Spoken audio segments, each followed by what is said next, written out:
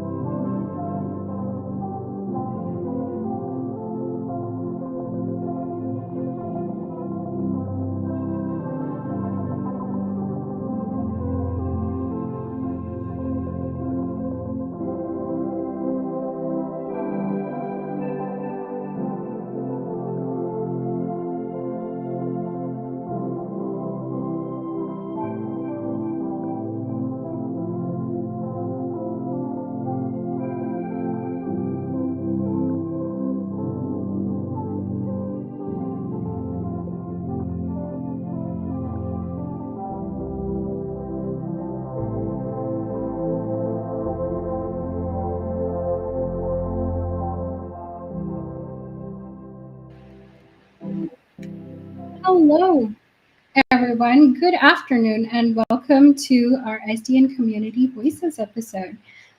Today, we have with us Egle and Stefan, and we are super excited to have you. I know you both are in the process of reviving the Swedish chapter, so it's amazing to get to hear that inside experience from both of you. So I'm going to first pass the ball to Egle to just introduce herself a little bit and tell us where in her current journey she is professionally, personally. So, Egle. Yeah, thank you so much. Good afternoon or good morning, actually, to some of you if you're joining from other time zones. So my name is Egle Johnson. I'm a service designer, and I have a background of working across various industries. So.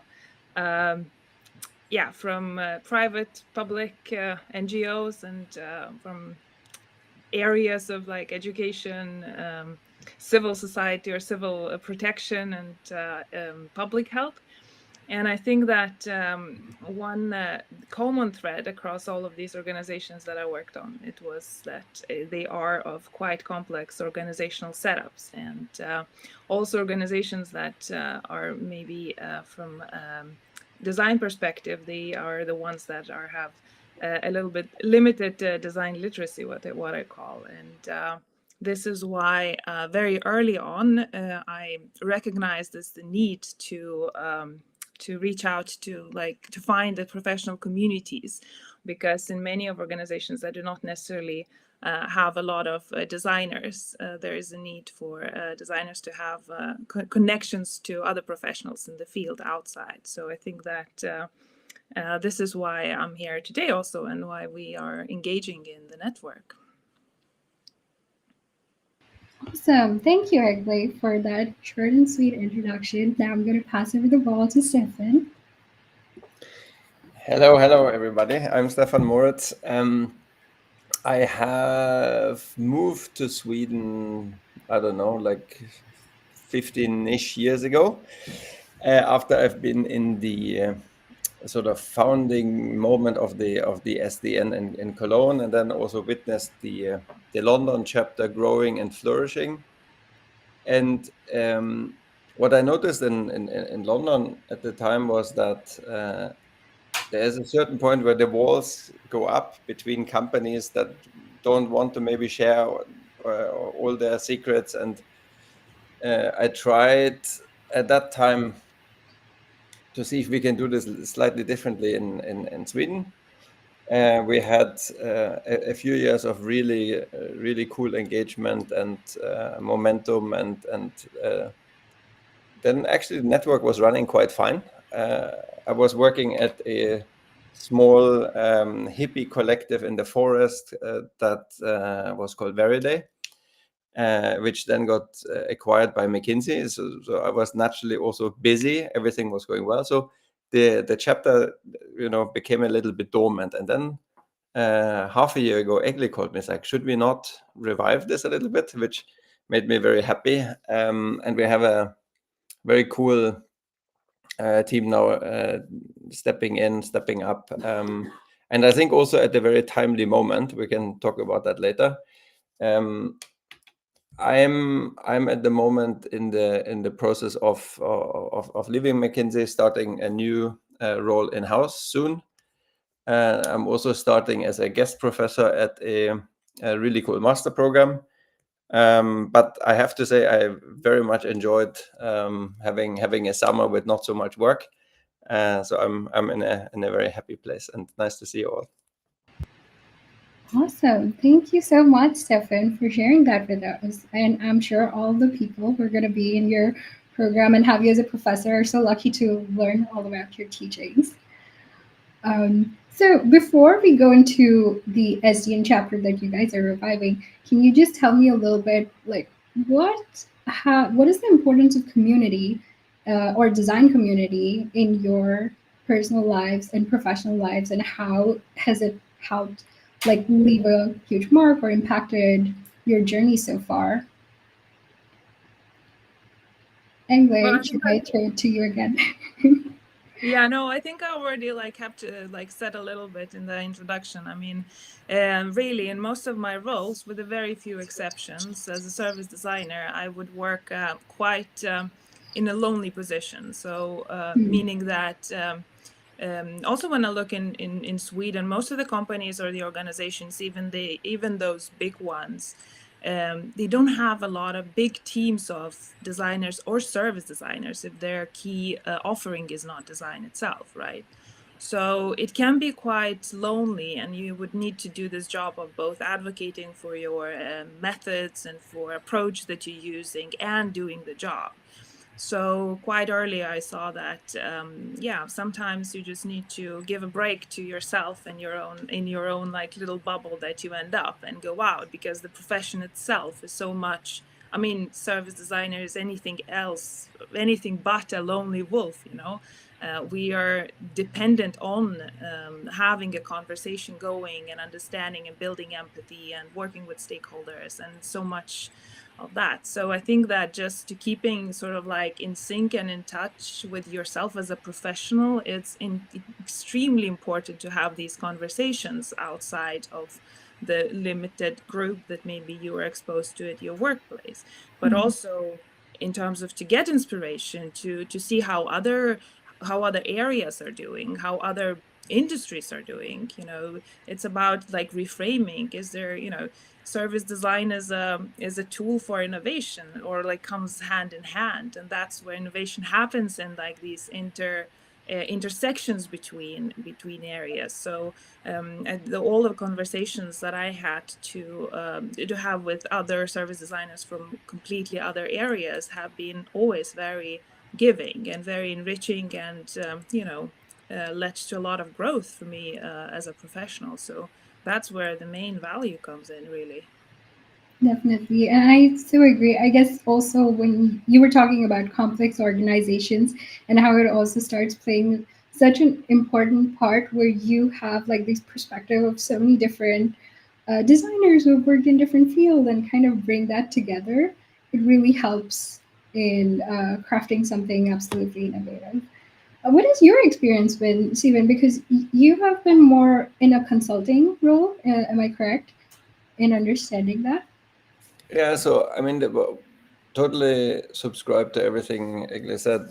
The two things I would add is when I was in house, in this sort of lonely place that Egle described, at any point in time, the field has moved forward, and actually at that moment, they hired me as a service designer, so they were not very interested in hiring a service design consultancy to help me, right? Because I was supposed to be the expert. So the only way to learn and the only way to kind of stay on the edge was teaching and sharing and being engaged in the network. So for me, over all those 20 odd years, SDN has been the way to stay on my toes and sort of try to explore what's next. The other aspect that then maybe more when you're in an agency, you obviously have a different incentive, right? So then it's not only about being on the forefront, and it's really about making sure that client organizations are comfortable to do new things and establish professionalism in the field, especially with something fluffy and new. That was really important. So then bringing, for example, the global SDN conference to Stockholm was really important to kind of create a different level of consciousness in Sweden, that actually a lot of the work that's been done here is sort of recognized in the world as leading, and also inspire everybody what else is out there. So SDN can be a really good platform both ways to basically elevate people that are already doing it. And I think the chapter and us all together as a network, I think we have an important responsibility also to contribute, not, I mean, on the one hand on society, given that service design can help fix a lot of the biggest problems that we have. But I think also, given the complexity that Egle mentioned, we need connective tissues to pull this off. And so I think when we started our chapters in the very beginning, we always said we need to have a good balance between academia and business and agencies.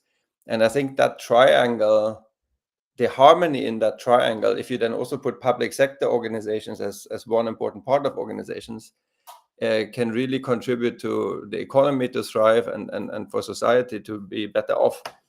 And I feel that's also now very timely. I don't know if you've seen the recent report on European competitiveness in innovation. We're terribly behind Asia and the US. And I think we need more more service design to fix it. And so I think in that sense, it's a personal, very rewarding thing. Everything I've learned about service design, I learned through the network. But I think it is also a bigger cause that we can only accomplish if we do it together. That is so true. And I love how you talked about, those three parts coming together, like academia, business, and public sector organizations just being in harmony and in balance with each other to create that more broader ripple effect. Could you, like, based on both of your experience, it's I know as you're reviving the chapter, you have these new goals, and so have you seen like the service design industry shift over the years? And what is some of the key shifts that you're seeing today and you're excited about as you're like, hey, our chapter can really support in this? I can start with my excitement, and then I will go over to the bigger picture, Stefan. But I mean, in general, for me, this like revival of the chapter, well, Stefan is here. He's one of the founders, and the chapter, the Swedish chapter, was actually one of the first ones, as far as I know, of the SDN. And now, so this revival, to me, I'm so excited about it because it's not just like, oh, it was not there. I mean, from the bigger picture, for me, it's just like entering a new cycle.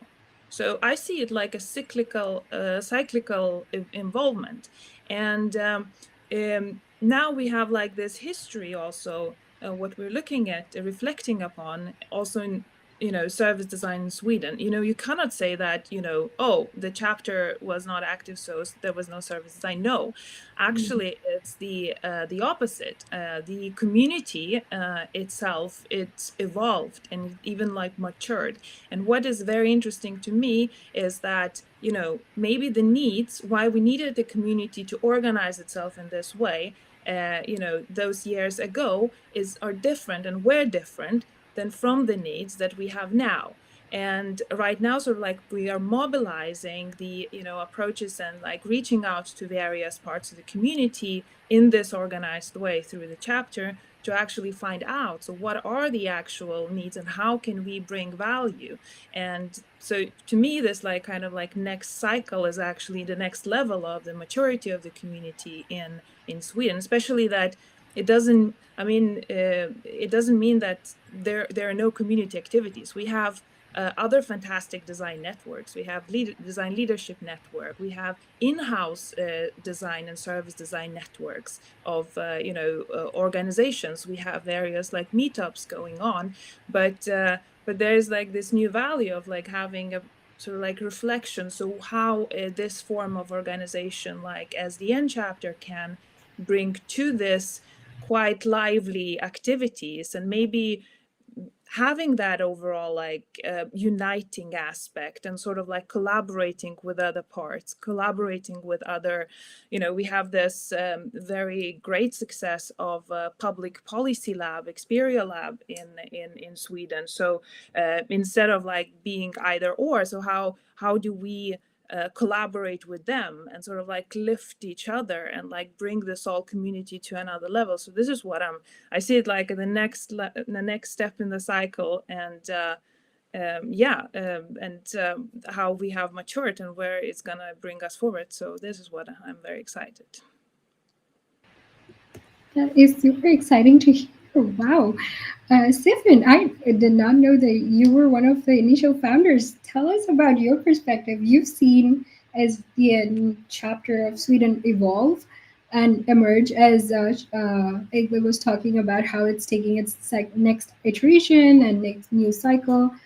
Tell us about what your perspective and your journey has been like with the chapter. So for me, when we started out,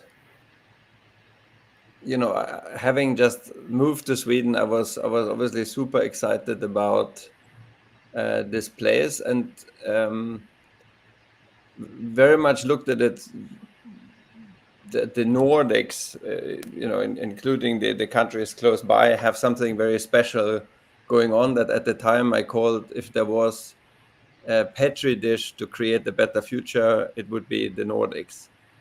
And that was about a real appreciation for quality of life, that people here valued service and experiences over stuff in a different way.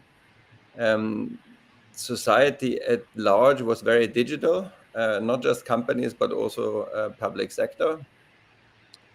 And organizations here are some of the most collaborative I know in the world. I mean, this is not to say other countries cannot collaborate, but it was very easy here to have even frenemy companies collaborate and do things together. And out of that kind of recognition, we started the chapter to say, we want to create an accelerator where we grow the market together, similar to these famous examples that, if you have several jewelry shops in one street, actually business goes up. They're not competing with each other. And we wanted to create the biggest street of service design. We often talked about Scottish whiskey also as an example, that actually you can put yourself on the map much better if you team up. And the first 5 to 10 years, it was all about awareness building and, like Egle said, establishing maturity so that people inside organizations, of course, know that service design exists, but also know what is not service design and what to expect. And that does take some time, because you need to have talent that has actually studied this properly to come into organization. You need to have leaders that have tried it in not just once, but several times. And so we've achieved actually a state where every decent organization has service design, to make it a bit simple. But there are a lot of organizations that have really created good capabilities. And then you reach a certain plateau. Service designers, need to differentiate themselves even then internally. You hit a little bit the honeymoon period is over mode, that this was exciting for a little while, and now we've seen the post-its and the journey maps, and maybe some other stuff is more exciting. And And then, of course, seemingly AI has come out of nowhere 2 years ago and is now the greatest thing that has ever happened to service design. What I believe is interesting, going back to this sort of Swedish Nordic style of being very human-centered, that the balance of humanity or sort of really caring for people, social values, quality of life, in combination with being very friendly with technology. So here, if I compare to my homeland of Germany, where even recently you couldn't pay with a credit card anywhere, Sweden is super modern, and it doesn't, you don't need to talk to people about, you can't pay with cash here anymore. Even at some sort of flea market, you would pay with your mobile phone. So I think the combination of that makes it a very important melting pot for, inspiring us how we can work in a way that is basically human and AI together. Which, if you think about service design, whether that is employee experience or customer experience, we need to find a way that is, of course, ethically fabulous, but also really creates value in a way that's not just, having tools making manual jobs a bit easier. Like, we need to actually now really take it to the level of reimagining everything in a collaborative way. So I really believe we're now at the moment where service design can come in as a mindset and as a collaborative connected tissue, leveraging AI, but actually not make it about AI at all. Kind of transcend that and help us create the most human, most beautiful services, and therefore help society prosper at large. I think that's the exciting bit, and nobody really knows yet how to do that, right? So a network like SDN is fabulous to help us connect with all the efforts that are going on around the world, and so I'm super excited about that. Yeah, definitely. And I know AI is right now so trending. Like it is the new modern gift to mankind. I heard a talk wherein they were talking about how AI is like a collective consciousness of all the people that have existed so far in history of time. So how do we make it more like human centered, like all our work more human centered, and really take advantage of AI? So I know you spoke also about quality of life, something I'm going to digress a little bit here from the subject of service design into the culture of the chapter. What kind of culture did the chapter have before, and what are you hoping to create as you move forward, like in terms of personal connections, and what kind of feeling, I guess, will this community have? Maybe this time I start with how it used to be, and then Egle can paint the dream of how amazing it's going to flourish. The most important was trust, really. Like I said, there were mostly agencies very active, and we had to find a way that we can trust each other and have a sort of common ambition. The design sort of official body of design organizations were still very industrial. So there wasn't a great support or proactiveness from the sort of official channels, and also academic institutions were quite scattered and behind. Even though obviously there are exceptions of certain people. So I think what we tried to do is, out of that trust, create a weave of connections where, for example, Stefan Holmlid in Linköping was then connecting with academics in other cities, not just in Sweden, but also in the Nordics and globally. We tried to help the agencies find clients, and as just one example of the trust, if one agency would invite people to a breakfast seminar because we had together decided we need to level up on education, sort of their enemy, fierce competitor, would invite their clients to that breakfast seminar, and that you can only achieve if you really trust each other and you have a common ambition that is bigger than yourself.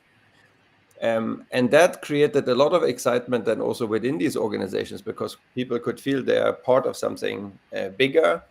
And that time was very rewarding, because the organizations that had these lonely wolves that Egle described earlier were super grateful for this sort of boost and support. And then obviously you could start connecting also people within organizations with each other, and that created a lot of momentum.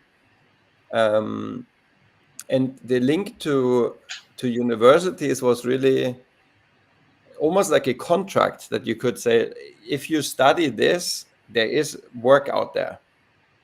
And as always, students need tips from the practical experienced people in the field, and people that are working with it need new inspiration. So we kind of created that channel that I had experienced myself before to be very rewarding, but to sort of systematically introduce that.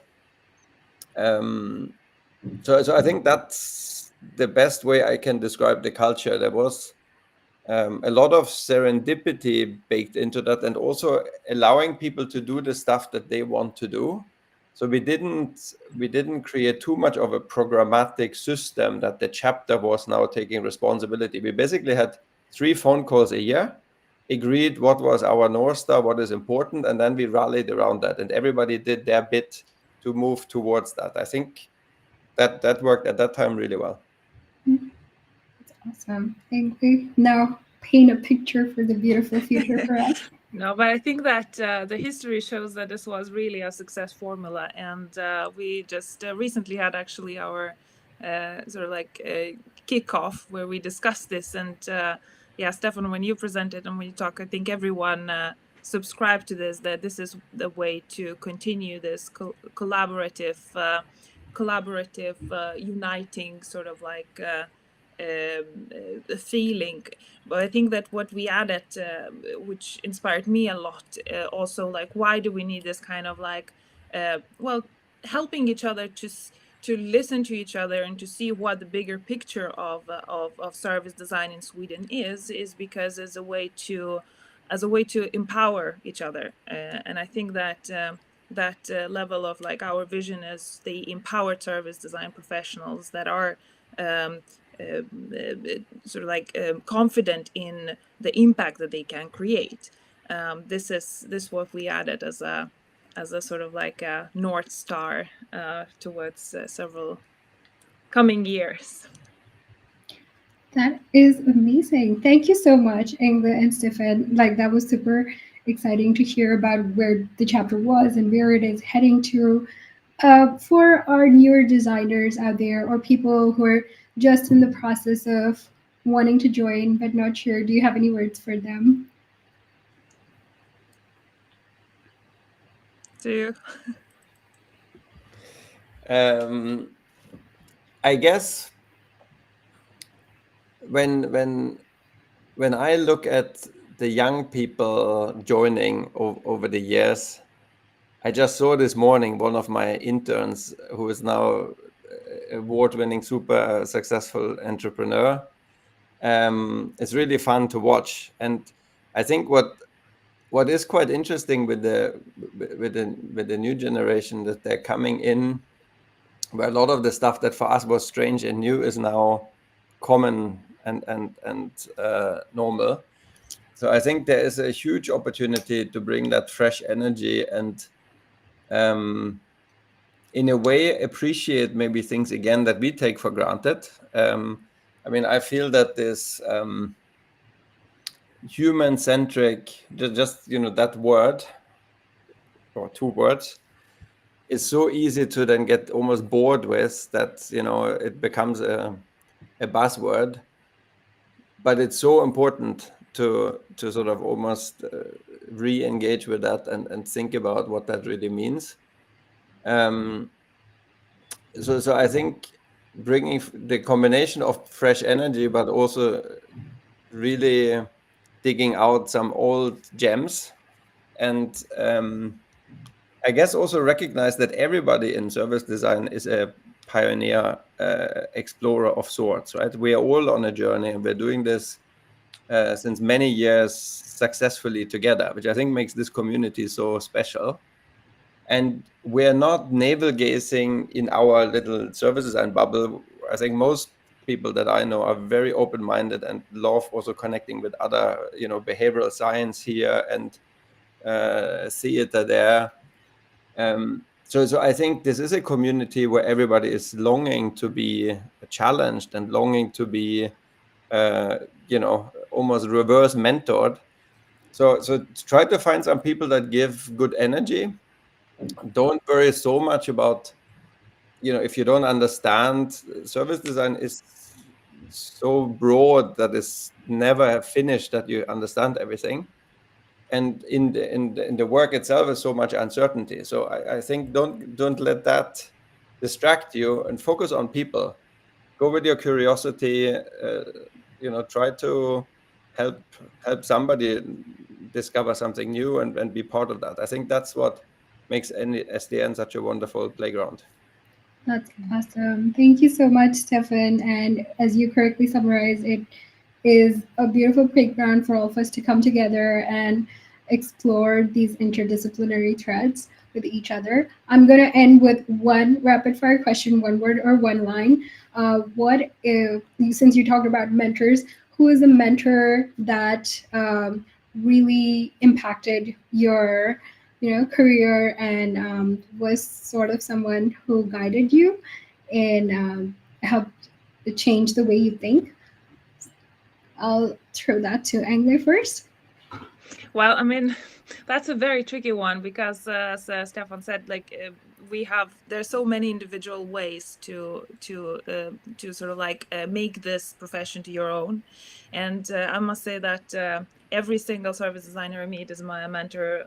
I like to see them as a mentor in a way, because, and I have been fortunate to meet a lot of, because there's always what I have to learn but so it just would be very, very unfair to single out one, because I think that we have what to learn from each other so much, and that's what makes us strong. That is so true. Stefan? Yeah, I mean, it's a long list. Long list. I could use Egle now as my newest mentor. I enjoyed our collaboration very much the last few months, and it's super fun to see this thrive in its next cycle. So thank you. All right. With that, thank you so much, Egle and Stefan. We will be wrapping up today. It was so lovely to have you with us. And I know there's so many other chapters who are very inspired by you, who are also in the process of rebuilding or starting a new chapter. So super excited for that. Thank you so much. Thank you so much for having